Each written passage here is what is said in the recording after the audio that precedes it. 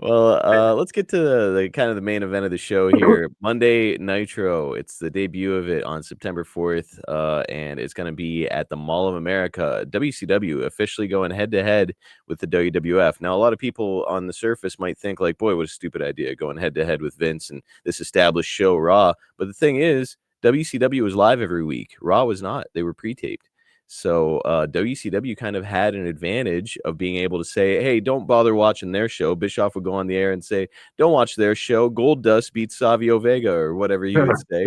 He'd say, watch our show. Here's what we're doing. Jim, WCW had you, Hogan, Savage, a lot of other stars that were built there. Now they're going head to head. Did you feel like WCW was going to, put a scare into Vince? I thought at first, when I first went down there with Ted Turner, we all had a big meeting. I thought it would put Vince out of business. Yeah, I was ready to be walking around with Mel Gibson and all these movie stars. Just association would elevate your talent. Mm-hmm. And Ted Turner had all the Turner resources.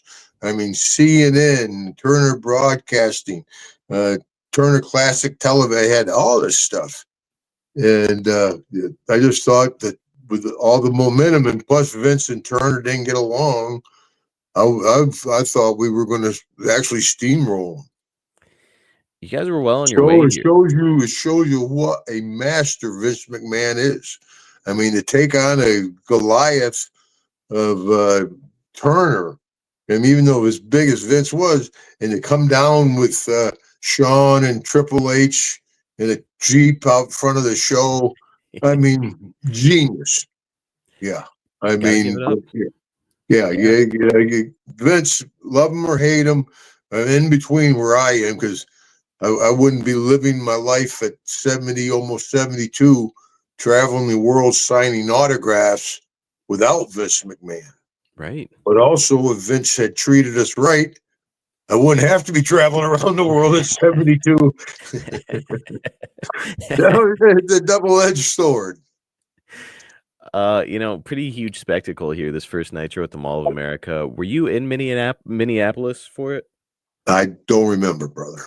I know that you weren't on the card, but I was like, I feel like they'd probably bring Jim in for an autograph signing or something to be around. Probably. I did it with both companies. I did a whole lot of PR stuff. I did a lot of PR.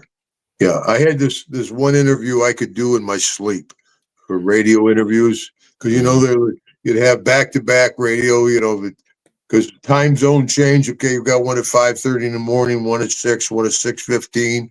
So you have the alarm set. Oh, hey folks, and I had it all down. The other night I was putting my daughters to bed, and it was during the war. It was a good interview too.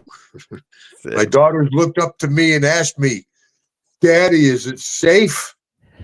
And like you folks out there, I didn't know how to answer them.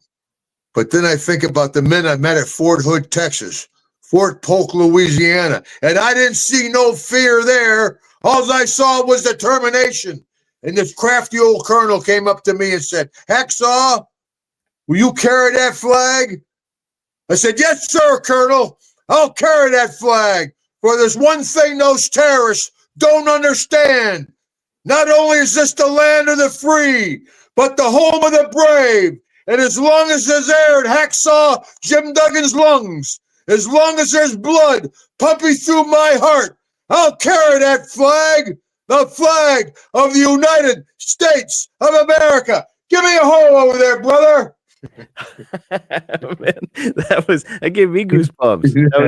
That was like your thing that you did every time you called into a station. No, it's good. I'd like to be in the room next to me. The guys were like, boy, it inspired me the first time. I don't know how many times I'm going to hear it though. And I go to sleep 15 minutes. Oh, folks, and they asked me, would I carry that? I did it so much I can remember how many years later. And my daughter's like, they're much older. Like, Dad, you didn't put us to bed. Like I put them to bed and they said, Daddy, is it safe? They're 15, 16 like Dad. I think I saw you do that in front of Willie Nelson at one point on like his tour bus. With Willie. Yeah. I got along good with Willie. Imagine why, right? I mean, yeah, can't be good to me and Willie.